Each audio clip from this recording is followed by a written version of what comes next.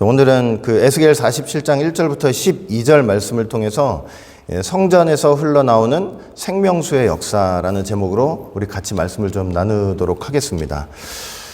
자, 제가 교단이나 총회 얘기를 자주 하는 편은 아니지만 우리 교회는 대한예수교 장로회 합동교단, 한국에 있는 합동교단 미주대회, 그 중에서도 이제 서부노회에 소속된 교회예요.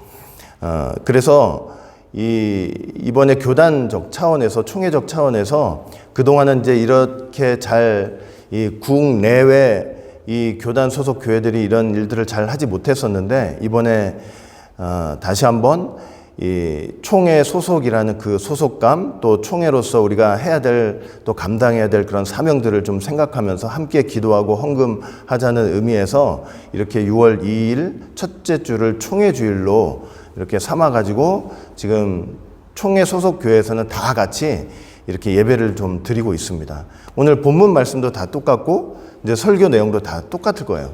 다 똑같을 건데 이 내용이 우리 총회가 가지는 이제 비전이라고 생각을 하시고 여러분들이 들어주시면은 감사하겠습니다. 자, 올해 그 총회 주일 6월 2일 첫째 주 이 총회 주일 주제가 생명의 강 흐르게 하소서, 생명의 강 흐르게 하소서, 이런 주제로 지금 이제 예배를 드리고 있어요. 자, 오늘 본문의 배경이 되는 것은 에스겔 성전이에요. 에스겔 성전. 에스겔 성전인데, 에스겔 성전은 여러분들이 이제 공부하신 분들도 있고 처음 들어보시는 분들도 있겠지만 종말론적 성전입니다. 그러니까 역사적으로 성전의 역사가 있었죠, 쭉. 그러니까 솔로몬 성전도 있었고, 이제 수룹바벨 성전의 역사도 있었고, 그다음에 예수님 당시 헤롯 성전의 역사도 있었죠. 이렇게 이제 역사적으로 지어진 성전이지만 에스겔 성전은 역사 속에서 지어진 적이 없는 성전이에요. 역사 속에서 지어진 적이 없는 성전인데, 이 성전은 역사 속에서 돌과 나무로 지어지지 않을 거예요. 왜냐면 종말론적 성전이고, 이건 어떤 성전이냐면 예수님의 초림으로 이 땅에 세워질 이 교회의 모습을 보여주는 성전이고, 그리고 궁극적으로는 예수님의 재림으로 새 예루살렘이 완성될 거 아니에요. 그 완성될 새 예루살렘의 모습을 이렇게 보여주고 있는 이제 성전인 거예요. 그래서 언젠가 이 땅에서 돌과 나무로 세워지겠지, 이제 그렇게 생각하시면서 이 에스겔 성전을 바라보시면은 이제 안 된다는 거. 자, 여러 가지 내용이 있는데 오늘 본문은 특별히 이제 어떤 것에 대해서 말씀을 하고 있냐면, 이 에스겔 성전에서 물이 흘러나와요. 물이 흘러나오는데 그렇게 흘러나오는 물에 대해서 지금 설명을 하고 있어요. 이 물은 결론적으로는 뭐냐면, 그러니까 생명수입니다. 생명수. 이제 어떻게 흘러나가는지 제가 그림을 좀 잠깐 보여드릴게요. 보이시죠? 보이세요? 자, 이 물이 어디서 시작이 되냐면, 이게 지금 에스겔 성전이에요. 여기가 지금 에스겔 성전인데, 에스겔 성전. 자, 꼭 이렇게 하다 보면은 실수가.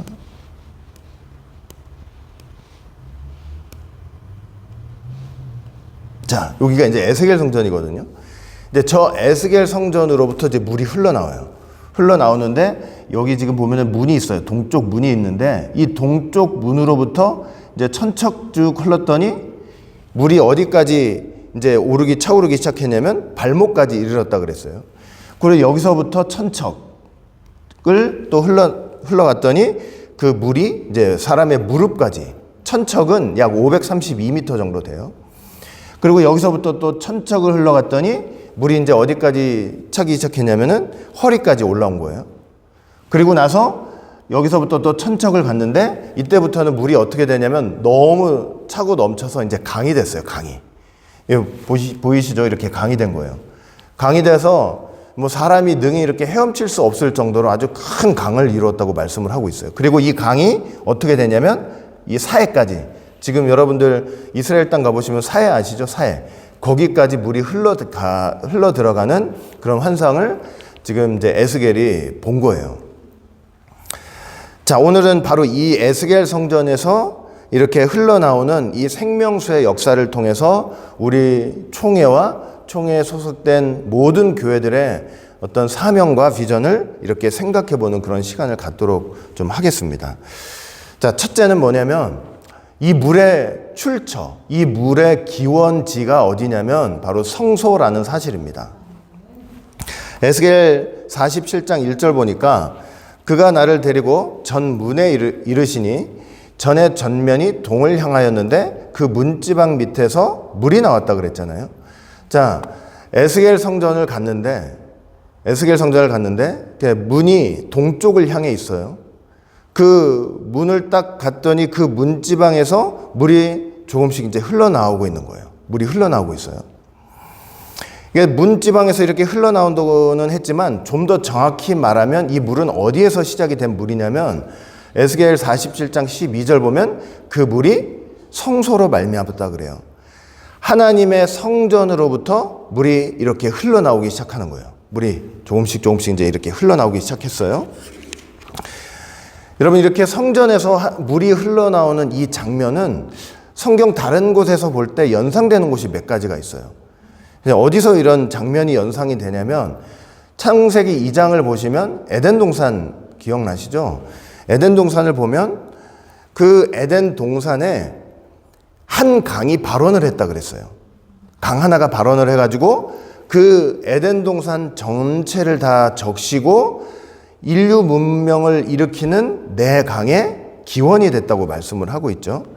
창세기 2장 10절 말씀 보니까 강이 에덴에서 발원하여, 한 강이 에덴에서 발원을 해가지고 동산을 적시고 거기서부터 갈라져 네 강의 근원이 된 거예요. 인류 문명을 일으키는 네 강의 근원이 됐다. 그 다음에 또 어디서 이렇게 에스겔 성전에서 물이 나오는 이 모습이 연상이 되냐면 예수님 통해서 우리가 또 볼 수가 있어요. 예수님께서 요한복음 4장을 보시면 사마리아 여인을 만나시고 보시면서 무슨 말씀을 하셨냐면 요한복음 4장 14절 보니까 내가 주는 물을 먹는 자는 영원히 목마르지 아니하리니 나의 주는 물은 그 속에서 영생하도록 솟아나는 샘물이 되리라. 예수님으로부터 시작되는 물이 있대요. 예수님으로부터 시작되는 물. 그래서 내가 주는 물이라 그랬잖아요. 그 물을 마시면 어떻게 된대요? 영원히 목마르지 않고 영생하도록 솟아내는 샘물이 되겠다고 말씀을 하시죠. 그러니까 물의 출처가 예수님이에요. 물의 출처가 예수님이에요. 예수님. 자, 예수님이 이 물을 언제 어디서 주셨냐면 십자가에서 주신 거예요. 십자가에서 어떻게 주셨느냐? 요한복음 19장 34절 보니까 그중 한 군병이 창으로 예수님의 옆구리를 찔렀더니 뭐가 나왔다 그랬어요? 피와 물이 나왔다 그랬잖아요. 그러니까 예수님께서 내가 주는 물이 있는데 그 물은 언제 주신 물이냐면 십자가에 달려서 피와 물을 뿌리실 때 주신 물이라고 여러분들이 생각을 하시면 되는 거예요. 에스겔 성전에서 물이 흘러나와서 사해를 향해서 나갔듯이 예수님이 십자가에서 흘려주신 그 보혈과 그 물은 무엇을 상징하냐면 십자가의 보혈, 예수님의 생명의 말씀, 그리고 예수님께서 나중에 보내주실 성령님을 가리키는 거예요. 온 세상을 향해서 그 십자가 복음이 퍼져나갈 것을 보여주고 있는 것이죠. 그리고 천국 가잖아요. 저와 여러분들이 천국 가면 또 에스겔 성전에서 보았던 비슷한 것을 볼 수가 있어요. 어떤 걸 볼 수 있냐면 계시록 22장 1절 보니까 저가 수정같이 맑은 생명수의 강을 내게 보이시니 하나님과 및 어린 양의 보좌로부터 나서 그래요. 저와 여러분들 천국 딱 가잖아요. 하나님의 보좌가 있죠. 그러면 그 하나님과 어린 양의 보좌로부터 뭐가 흐르냐면 생명수 강이 흐른대요. 쫙 흐른대요. 흘러가지고 강 좌우에 생명나무들이 한 그루가 아니에요. 에덴 동산에서는 몇 그루였어요? 하나였잖아요. 근데 천국은 한 그루가 아니라 생명나무들이 강 좌우로 곳곳에 있어요. 달마다 과실을 맞고 그 다음에 그 잎사귀들은 먹으면은 병이 오질 않아요. 병이 걸리질 않아. 모든 저주가 다 사라져요. 그런 생명수 강의 역사가 천국에도 있다고 말씀을 하고 있는 거죠. 여러분, 이 에스겔 성전에서 나오는 물을 통해서 우리가 무엇을 알아야 되느냐?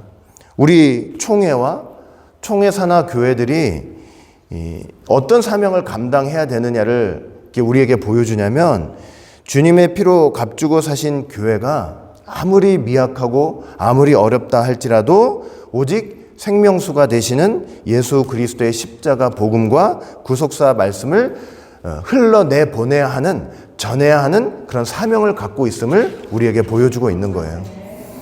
교회 존재의 본질과 목적은 오로지 뭐냐면 이 세상을 향해 주님의 십자가 복음, 구속사 말씀, 그 생명수의 말씀을 흘러내 보내는 거예요. 시작할 때 에스겔 성전에서 물이 나올 때 폭포수처럼 콸콸콸콸 흐른 게 아니었어요. 조금씩 흘러내렸잖아요. 그러니까 우리 교회를 통해서 참 많은 미약한 교회들이 있다 할지라도 이렇게 하나님의 귀한 말씀이 여기서 졸졸졸졸 흘려내보내는 역사를 해야만 이것이 교회 존재 본질과 목적에 합당한 그런 교회의 사명을 감당하는 것이라고 우리가 말할 수 있다는 거죠. 교회는 다른 게 없습니다. 사람들 모여서 서로 간에 좋자고 모이는 것이 아니고 가장 중요한 본질은 이 생명수를 흘러내보내는 거예요. 흘러내보내야 돼요. 이 생명수를 흘러내보내는 거 없다면 그건 교회라고 할 수 없고 교회 본질을 다 감당할 수 없다는 것을 우리가 꼭 기억해야 할 것입니다. 자, 그 다음에 두 번째, 이렇게 에스겔 성전에서 시작된 물이 처음에 이제 작게 흐르기 시작했잖아요. 성전에서 작게 흘렀는데 나중에 아주 차고 넘치도록 흘러내려갔습니다. 자, 성소에서 시작된 물이 그 문지방 밑으로 이렇게 조금씩 내려올 때 뭐 얼마나 많았겠어요. 예? 조금씩 흘러내렸는데 그게 조금씩 흘러내리던 물이 점점 이제 불기 시작하는 거예요. 처음에는 어디? 발목, 그 다음에 무릎, 나중에 허리, 마지막엔 어디까지? 강까지. 능히 헤엄쳐서 건너갈 수 없는 강까지 됐다 그랬잖아요.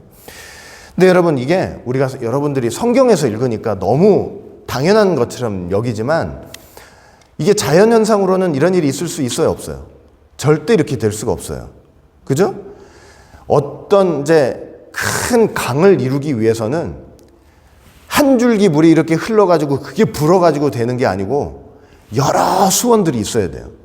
물이 여러 개 합쳐져가지고 이제 큰 강을 이루어 나가는 거잖아요. 근데 이거는 그렇지가 않아요. 그냥 성전에서 나오는 그 한 줄기 물이 나중에 어떻게 되는 거예요? 강같이 돼버리는 거예요. 강같이 되는 역사가 있는 거예요. 그러니까 이거는 자연 세계에서는 있을 수 없고 영적인 세계 속에만 있을 수 있는 거예요. 하나님의 말씀의 역사로만 가능한 거예요.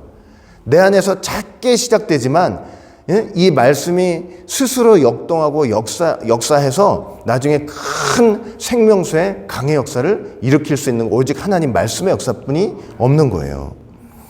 여러분, 예수님이 십자가에서 죽으시고 부활하시고 40일 계시다가 이제 승천하셨죠. 승천하시기 전에 제자들에게 말씀하셨어요. 사도행전 1장 8절, 오직 성령이 너희에게 임하시면 너희가 권능을 받고 예루살렘과 온 유다와 사마리아와 땅끝까지 이르러 내 증인이 되리라. 이 말씀 하신 이후에 제자들과 또 초대교회와 사도 바울을 통해서 전 세계에 십자가 복음이 전파가 됐잖아요. 정말 작은 고을 베들레헴 오셨던 그 예수님, 십자가에서 참 처참하게 보잘것없이 그렇게 돌아가셨던 그 십자가 복음의 역사가, 그 작은 물줄기 하나가 전 세계 구석구석 미치지 않은 곳이 없게 된 그런 역사가 있었던 거예요. 차고 넘치는 역사. 그러니까 이게 복음의 역사, 말씀의 역사가 아니면 이렇게 되지 않는다니까요. 여러분, 구속사 말씀도, 저와 여러분들이 듣고 배우는 이 구속사의 말씀도 그렇게 될 줄 꼭 믿으시기를 바라겠습니다. 그저 그냥 한 귀퉁이에서만 그냥 우리끼리 너무 좋다 이러다 말 말씀이 분명히 아니라는 사실 여러분 꼭 기억하시길 바랄게요. 계시록 10장을 보시면은 펴놓인 작은 책의 역사가 있다고 그랬죠. 펴놓인 작은 책의 역사가 있는데 이 펴놓인 작은 책은 무엇을 가리키냐면 성경을 가리킨다고 그랬죠. 성경이에요, 성경. 성경 말고 다른 예수, 다른 영, 다른 복음 아닙니다. 다른 계시가 아니에요. 펴놓인 작은 책은 우리가 들고 있는 이 66권 성경을 가리키는 거예요. 성경. 하나님의 말씀 성경을 가리켜요. 그런데 왜 펴놓인 작은 책이라고 하느냐, 성경을. 왜 펴놓인 작은 책이라고 설명을 하느냐면 그 성경 속에 담긴 하나님의 뜻이 밝히 드러났기 때문이에요. 이해가 되죠? 성경 속에 담긴 하나님의 뜻이 드러났기 때문이에요. 보세요. 성경이 기록될 당시에 생생하게 살아 역사하시던 하나님의 뜻이 인간의 불신과 무지, 그리고 세월의 유혹, 세월이 많이 가잖아요. 그리고 인본주의, 신학적 자유주의 이런 것들로 인해서 전부 다 감추어지고 덮어지고 이렇게 잊혀지고 있었던 상황이었던 거예요. 그런데 그런 것들을 싹 거두어내고 하나님의 말씀이 생생하게 살아나는 그 말씀의 역사, 그것이 바로 펴놓인 작은 책의 역사인 거예요. 제 말 이해되시죠? 다른 계시가 아니에요. 어디서 듣도 보도 못한 그런 얘기가 아니라 감추어졌던 거, 세월이 흐르면서 감추어지고 인본주의 때문에 감추어졌던 거, 이게 다 이걸 거두어내가지고 그 살아계셨던 하나님의 생생한 말씀의 뜻이 고스란히 드러내는 게 바로 펴놓인 작은 책의 역사란 말이에요. 이게 이해가 돼야 돼요. 어디서 다른 계시를 말하는 게 절대 아니에요. 성경 말고 다른 얘기를 하는 게 아니에요. 그 구속사 말씀을 통해서 우리가 성경 속에 담긴 그 하나님의 뜻, 예수님을 통해서 인류를 구원하시는 그 구속사의 뜻과 경륜, 이게 막 지금 생생하게 드러나고 있는 거예요. 구속사 말씀을 통해서. 지금 막 잡은 생선처럼. 이게 무슨 말인가? 여러분 요한복음 21장 보시면 예수님이 부활하신 다음에 그 도망간 제자들 찾으러 디베랴 바닷가 가셨단 말이에요. 밤새 물고기를 못 잡고 있는 거예요. 배 오른편에다가 한번 그물 쳐서 잡아봐라. 엄청나게 많은 물고기 잡았어요. 나중에 이제 세보니까 153마리예요. 예수님이 바닷가에서 이제 숯불을 펴놓고 이제 떡도 있고 이미 생선을 굽고 계셨어요. 생선을 굽고 계셨는데 그래서 그걸 주실 줄 알았거든요. 근데 나중에 제자들한테 뭐라 그러시냐면, 야, 너희들이 지금 막 잡은 그 생선을 갖고 오라. 그러니까 그걸 가지고 주시는 거예요. 그거와 같이 이 구속사 말씀이라는 건 뭐냐면 지금 막 잡은 생선을 우리에게 구워주시는 역사인 거예요. 제가 나중에 성경 공부할 시간이 좀 있으면 여기에 대해서 좀 더 자세하게 좀 공부를. 근데 그게 그 잡은 물고기가 몇 마리 중에 나온 거예요? 153마리. 거기에 17수가 있는 거예요. 17수 공부도 제가 다음에 다시 한번 해드리면 되는 거고. 그러니까 지금 막 잡은 생선을 구워주시는 역사가 바로 구속사 말씀의 역사고, 그게 펴놓인 작은 책의 역사인 거예요. 다 거두고, 쓸데없는 거 덮여져 있던 거 다 거두고 살아서 생생하게 역사하시는 그 하나님의 말씀을 그대로 보여주는 거. 이 구속사 말씀을 우리가 세상을 향해서 다시 예언해야 되는 그런 사명이 있는 거예요. 여러분, 그것이 우리 교회와 우리 총회가 가지고 있는 비전이고 사명이라는 것을 우리는 절대 잊어서는 안 될 것입니다. 계시록 10장을 보시면은 작은 책을 받아먹은 요한한테 천사를 통해 명령이 떨어졌어요. 계시록 10장 11절 보니까 저가 내게 말하기를 네가 많은 백성과 나라와 방언과 임금에게 어떻게 하래요? 다시 예언하래요. 요한이 작은 책의 말씀을 먹었는데 너 다시 예언을 해야 돼. 이 명령은 요한뿐만 아니라 종말을 살고 있는 우리를 향한 하나님의 명령이도 한다는 사실을 여러분 꼭 기억하시길 바라겠습니다. 이 구속사 말씀을 세계 만방에 차고 넘치도록 전해야 될 사명이 저와 여러분들에게 우리 교회에 분명히 있는 것입니다. 이걸 누구 혼자의 힘으로 할 수가 없잖아요. 저 혼자의 힘으로 할 수 없어서 여러분들이 같이 있는 거예요. 여러분들이 열심히 그래서 구속사 말씀 배우면서 거기서 구속사 말씀 안에서 예수님을 이 땅에 보내시는 그 살아계신 하나님의 그 일하심, 그 역동성, 그 생명의 역사 여러분들이 지금 배우시면서 얼마나 잘 느끼고 계세요. 그러니까 그 말씀의 역사를 가지고 세상을 향해서 다시 전해야 되는 사명이 저와 여러분들과 함께 이렇게 감당할 수 있는 사명으로 분명히 남아 있는 것입니다. 그리고 총회가 우리 모든 총회 소속 교회들이 그런 사명들을 감당해야 된다는 것을 우리가 분명히 알아야 될 것입니다. 자, 그 다음에 세 번째, 이 생명수가 끼친 영향에 대해서 좀 생각을 해볼게요. 자, 생명수가 막 이제 흘러 내려가는데 내려가면서 어떤 일을 일으켰나를 한번 보는 거예요. 에스겔 47장 6절부터 7절 보니까 그가 내게 이르시되 인자야 네가 이것을 보았느냐 하시고 나를 인도하여 강가로 돌아가게 하시기로 내가 돌아간즉 강 좌우편에 심히 나무가 많았다 그랬잖아요. 여러분 아까 그림 보셨죠? 그림 보셨는데 막 물이 이렇게 내려가면서 양쪽에 나무들이 엄청나게 많아졌어요. 근데 실제 여러분들이 이스라엘 그 지형 가보잖아요. 그럴 일이 있을 수가 없어요. 그냥 황폐한 사막 같아요. 완전히 황폐한 사막 같은데 이런 일이 있어요. 물이 흘러가니까 물을 중심으로 강 좌우에 어때요? 나무가 엄청나게 심이 많아지는 거예요. 그러니까 이 물이 어떤 물인 것을 알 수 있냐면 생명을 주는 생명수인 것을 알 수 있는 거죠. 나무 한 그루 날 수 없는 것에 수많은 나무들을 나도록 만드는 생명수의 역사. 여러분 이 생명수가 저와 여러분들의 마음과 우리의 삶에 이렇게 흘러 들어오기 시작하잖아요. 그러면 우리 죽었던 우리에게 이게 생명을 주시는 거예요. 생명을 주시는 놀라운 역사를 하시는 거예요. 이 생명은 우리가 지금 코로 숨쉬는 이 호흡을 가리키는 게 아니에요. 우리 안에 생명수가 들어와서 우리 안에 자라게 되는 이 생명은 하나님의 생명이고 영적 생명을 가리켜요. 이 영적 생명의 기능이 뭐냐? 이건 하나님을 바라보게 만들고 하나님을 의지하게 만들고 하나님의 말씀을 내 양식 삼아서 그것을 먹으면서 하나님 말씀 앞에 순종하게 하는 거. 그게 이 영적 생명의 이제 기능이 되는 거예요. 12절 보면 이 나무들에 대해서 좀 더 자세한 설명이 있는데 12절 보니까 강 좌우가에는 각종 먹을 실과 나무가 자라서 그 잎이 시들지 아니하며 실과가 끊지지 아니하고 달마다 새 실과를 맺으리니 그 물이 성소로 말미암아 나옴이라. 그 실과는 먹을 만하고 그 잎사귀는 약재료가 되리라. 이렇게 말씀하고 있죠. 강 좌우에 그냥 나무가 있다고만 아까 설명했는데 이게 나무가 자라는데 실과가 끊지지 않고 달마다 새 실과를 맺고 그 다음에 잎사귀는 약재료가 된대요. 약재료가.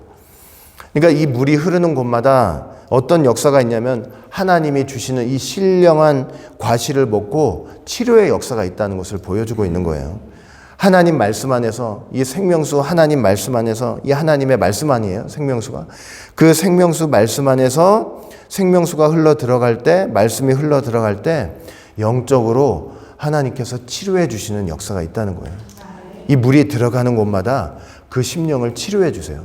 우리 저번 주에 우리 2층에서 친교실에서 여러 가지 얘기했지만 우리 이하정 집사님 말씀하셨잖아요. 하나님 말씀이 우리 영혼을 치료해 주시는 거잖아요. 이 생명수가 흘러 들어갈 때 우리의 다쳤던 아프고 힘들었던 우리의 죽었던 우리의 영혼을 그 말씀이 생명수가 우리를 치료해 주세요. 치료해 주시. 이 생명수가 들어가는 곳에 그런 역사가 있다는 거예요. 그리고 이 생명수가 결국 어디까지 흘러 들어가냐면 바다까지 흘러 들어가요. 세상 사해 바다죠. 에스겔 47장 8절 10절 보니까 그가 내게 이르시되 이 물이 동방으로 향하여 흘러 아라바로 내려가서 바다에 이르리니 이 흘러내리는 물로 그 바다의 물이 소송함을 얻을지라.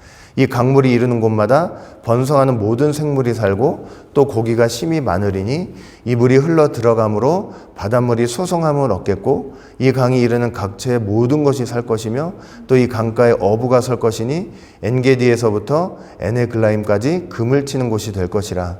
그 고기가 각기 종류를 따라 큰 바다의 고기같이 심히 많으려니와. 사해바다에 고기가 살 수 있어요, 없어요?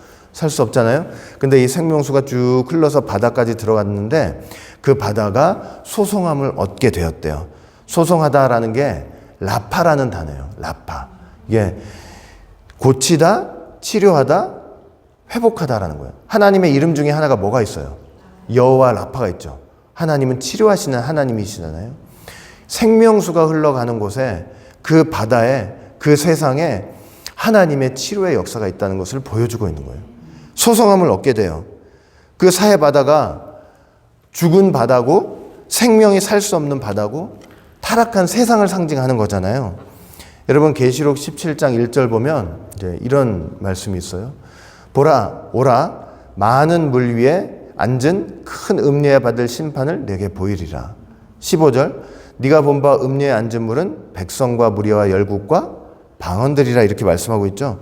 우리가 영적으로 이 세상에서 살고 있다고 하지만 영적으로는 어디에 살고 있냐면 음녀가 앉은 물 밑에 앉아 있는 거예요. 음녀가 앉은 물 밑에 앉아 있는 사람들이에요. 그런데 그 밑에서 맨날 코로 숨은 쉬고 있지만 영적으로는 제대로 숨도 쉬지 못하고 숨막히게 살아가고 있는 거예요. 숨막히게. 숨도 제대로 영적 숨을 쉬지 못하면서. 그런데 생명수가 들어가기만 하면 그것이 고침받고 회복되는 역사가 있다는 것을 지금 말씀을 하고 있는 거예요. 여러분, 이 생명수만이, 이 말씀만이 이 세상 속에서 영적으로 숨 한 번 제대로 쉬지 못하면서 죽어 있는 우리와 우리의 가정과 우리의 이웃이 살아날 수 있다는 것, 살아날 수 있게 하는 것이라는 것을 여러분 꼭 믿으시길 바라겠습니다. 우리가 생명수 마셔야 돼요. 생명수. 이 영생의 말씀, 십자가 복음, 이 구속사 말씀 안에서 우리는 비로소 하나님이 주시는 그 호흡, 하나님의 생명을 누리면서 살 수가 있는 거예요. 목마르다고 바닷물 마셔보세요. 어떻게 되겠어요? 바닷물 마시면 마실수록 목마르게 되고 결국은 그 갈증 때문에 죽게 돼요. 물을 마시는데 죽게 돼요. 바닷물이라서. 그러니까 저와 여러분들 이 세상에 살면서 그저 우리에게 만족을 줄 수 없는 그 바닷물을 마시면서 더욱더 갈증하는 그런 삶을 살지 말고 오직 이 생명수의 말씀만을 먹으시기를 바라겠습니다. 이 생명수를 충만하게 먹고 이 생명수를 세상을 향해서 힘차게 흘러내 보내시기를 바라겠습니다. 하나님의 택한 백성들이 반드시 소성함을 얻고 반드시 하나님 앞으로 돌아오는 역사가 있다는 것을 여러분 꼭 믿으시길 바라겠습니다. 그게 우리 교회 사명이고 우리 교회가 앞으로 이전을 해서 우리가 해야 될 일은 아무것도 없어요. 다른 게 아니고 오직 이 구속사의 말씀을 전하는 거예요. 전하는 거. 어떻게든 흘러내 보내는 거예요. 흘러내 보내면 이 말씀이 이 말씀 자체에 창대하게 되는 성질이 있기 때문에 여러분들 한번 잘 생각해 보세요. 처음 말씀을 들을 때 귀로 들어왔는데 말씀이 귀로 작은 물줄기 하나로 이렇게 들어왔는데 지금 그 말씀이 여러분들 심령 안에서 얼마나 차고 넘치는지를 한번 생각해 보시라고요. 그러니까 말씀을 흘러내 보내야 돼요. 말씀을 흘러내 보내서 그 말씀이 스스로 일하게 하시고 그 말씀이 그 사람의 심령 속에서 차고 넘치도록 일하시도록 우리가 흘러내 버리는 역할을 꼭 감당을 해야 되는 거예요. 이렇게 내가 이렇게 말한다고 될까? 뭐 이래가지고 될까? 이러지 말고 걱정하지 말고 그 흘러내보내는 그 귀한 사명을 잘 감당하시는 모두가 되시기를 주의 이름으로 간절히 축원을 드리겠습니다. 기도합니다. 사랑과 은혜가 풍성하신 아버지 하나님, 오늘 또 총회주의를 맞이하여서 우리 총회와 총회사나 모든 교회 사명이 이 생명수의 귀한 구속사의 말씀을 이 세상을 향해 흘러내 보내는 사실이라는 거 깨닫게 하여 주시니 다시 한번 진심으로 감사드립니다. 우리 교회 존재, 본질, 목질은 우리끼리 앉아서 우리끼리 좋고 우리끼리 좋다가 끝나는 것이 아니라 이 귀한 말씀을 어떻게든 우리의 사랑하는 이웃과 우리의 사랑하는 가족과 우리의 사랑하는 친구들에게 흘러내 보내는 일이라는 사실을 다시 한번 깊이 생각하면서 이 귀한 말씀 전하기에 힘써 애써 노력하는 귀한 사명자들 다 될 수 있는 우리 성도들 될 수 있도록 도와주시옵소서. 또 우리 총회가 이 귀한 구속사의 말씀을 전하는 귀한 구속사 운동 본부로서 그 귀한 사명을 잘 감당할 수 있는 귀한 총회가 될 수 있도록 주님 축복해 주시옵소서. 끝까지 함께해 주시고 도와주실 줄 믿고 감사드리며 사랑 많으신 예수님 이름으로 감사하며 간절히 기도드리옵나이다. 아멘.